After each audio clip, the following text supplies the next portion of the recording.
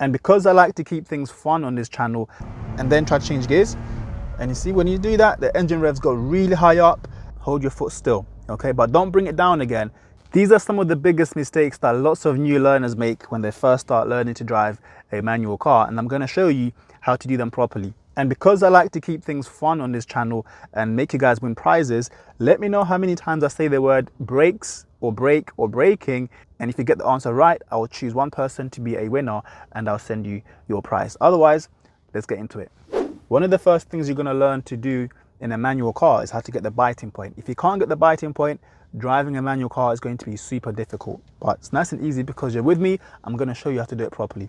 The mistake that you might see learners doing, or that you might do, is not get the biting point at all when you're trying to move off. So let's say it's time for you to move now, and you've done your checks, and then you try to move, you're putting lots of gas on, and you're thinking, wait, why is the car not moving? The car's not moving. I'm in gear. It's moving a bit, but it's because it's going downhill. But why is it not moving? It's because the clutch is not at the biting point. Now, to find the biting point is nice and easy. With the handbrake on, get into first gear and then bring the clutch up like this, and then you're going to see the engine's going to rev up a little bit, and it's going to, you see the RPMs go a bit above 1000 like that, and then also the front of the car is going to raise up slightly and the back of the car is going to dip down a little bit as well. So that's how you know you got the biting point.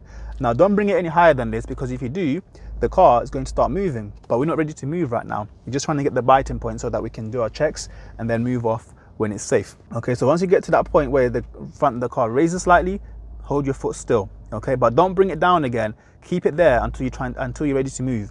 Because that's another mistake that lots of learners make, is they'll get the biting point nicely, and then when it's time to move, they'll bring it down a bit, and they'll be wondering again, why is it not moving? It's because you've lost the biting point. So make sure you train yourself to keep your foot there at the biting point, and then do your checks, and then once it's safe, handbrake down, and then you move off. You can move off without the gas in a lot of cars, but I'm going to show you how to use the gas as well, because that's going to be much better for you in the long run. So once you have the biting point, okay, we're going to do our checks and then add some gas, and then we'll move off nice and smoothly, which is where the other mistake happens with a lot of new drivers. Is once they start to move now, they'll bring the clutch up really fast like that, and then they end up stalling, and they're wondering, why did the car cut out? It's because you brought the clutch up way too fast, okay? Just because you hear the gas, it doesn't mean it's time for you to let go of the clutch. So instead of jumping off the clutch like that, I'm going to take my time and count to 3 before I fully release the clutch. Okay, so once I get my biting point, add a bit of gas between 1,000 and 2,000 RPMs, do my checks, handbrake down, and then 1, 2, 3, and that way it's going to be nice and smooth. So once you've learned how to move off, the next step now is stopping the car. And what you see a lot of learners doing is forgetting the clutch. So they'll come in and then they'll start braking, and then the car will start shaking, and they're wondering why it shouldn't feel like this, what's going on? And then eventually the engine will cut out. The car has stalled because you didn't put your clutch down when you were stopping. Whenever you're stopping the car fully, the clutch has to be all the way down before you come to a full stop. And if you're in first gear, you're going to have to do that before you brake. So clutch down first and then brake afterwards. In the higher gears, you would brake first and then clutch down afterwards. Okay, let me show you exactly what I mean. If I'm coming to a stop, I'm going to mirror, and then signal. But this time I'm going to use my clutch first as I'm coming to a stop. So off the gas, clutch down, and then brake really gently. And then this way, you see the engine is still on. I can see the revs just underneath 1000, hasn't stalled, hasn't cut out, and that's how you do it. The next mistake that I see lots of people doing is once they stop like this, they start celebrating too early, thinking, yes, I stopped really well there and I can relax now. Stalled again.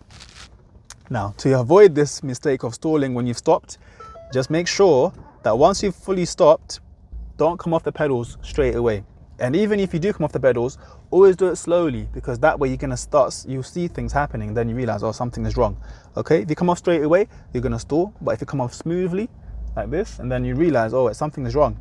Oh, why is the car moving? Oh, it's because I'm still in gear. I'll put my handbrake on, and then I'll go into neutral, and then I'll bring my clutch up smoothly, and then come off the brake. So now you can move off smoothly without stalling. You can also stop without stalling. The next step now is to learn how to change gears properly and when to do it. So if you do it too early, so like right now I'm doing about, let's say I'm in first gear, I'm doing like 5 miles per hour and the RPMs are around 1000. if I go into second gear now, you see the car's struggling, the car's shaking, it's not feeling very good. That's not the right time to change into gear. The right time to go up a gear is when your RPMs are just above 2000. So like if I add a bit more gas now, and then the RPMs are a bit above 2000, then I can change into second, okay, and then bring my clutch up. And even then, you might see people making this mistake. So once I go to a 2000 RPMs and change into second, you're gonna see people lifting the clutch up like that. And then you see there, the car is a bit shaky. Again, you don't want to be doing those kind of fast movements with your clutch. To control the clutch and to control the car and to make it smooth, once you go to the 2000 RPMs, you bring the clutch up smoothly like that, and then that way it's going to be controlled and nice and smooth. And you notice there, when I'm doing my gear change, I was coming off the gas fully and then doing my gear change. What you're going to see sometimes, what you might make the mistake of doing is this. So right now it's time for me to change, but you might see people not come off the gas and then go straight for the clutch and then try to change gears. And you see, when you do that, the engine revs go really high up, and then when I brought the clutch up, it's really jerky. Not ideal. You want to make sure that you're doing things separately when you're doing the gear change. Let me show you what I mean by that. So when it's time for me to change into second now, let me wait for the RPMs to go a bit higher. So like there, I'll come off the gas fully, clutch down, into second, bring the clutch up smoothly, and then back on the gas. Yeah, so a lot of people worry about, oh, if I do that, then I'm going to lose too much speed. If you do it quickly enough on the gear change, you shouldn't lose too much speed. And when you're changing gears anyway, you're going to lose a bit of speed. It's normal, so don't worry about that. So I did a video recently and about how to position your hand when you're doing a gear change, and a lot of people are underestimating the importance of hand positioning. And I think it's because they don't understand that a lot of learners make this mistake. Let me show you an example. Let's say I want to go from first to second. If I don't have the correct position in my hand, it's very easy to go into the wrong gear like this. And then when I bring my clutch up, yeah, I don't know if you can feel that, but the car is shaking loads because I'm in fourth gear right now. Instead, I should actually place my palm like this and then do the gear change. Let me show you. I'm going to place my hand like this and then off the gas, clutch down, push towards the left and then down. Okay, and then smoothly off the clutch. That way, it's not going to be in the wrong gear. The more you do it like that, the easier it's going to get for you, and you won't choose the wrong gear by mistake. A mistake I see lots of learners making is approaching a turn way too fast. So they underestimate how quickly they're going towards the turn. So we're going to take the next left here. So mirror, mirror, and they'll still have their foot on the gas thinking, yeah, I'm going to make it when I'll slow down when I get closer. And then when they get here, they're going so fast that they'll lose control or they'll close around the corner. And that's not a good way to control the car. The earlier you understand that bringing your speed down early is going to be way safer and more controlled, the easier it's going to be for you to learn how to drive. Let me show you exactly what I'm talking about. So now I'm in second gear. I know I'm taking the next left, so I'm going to start thinking about slowing down early.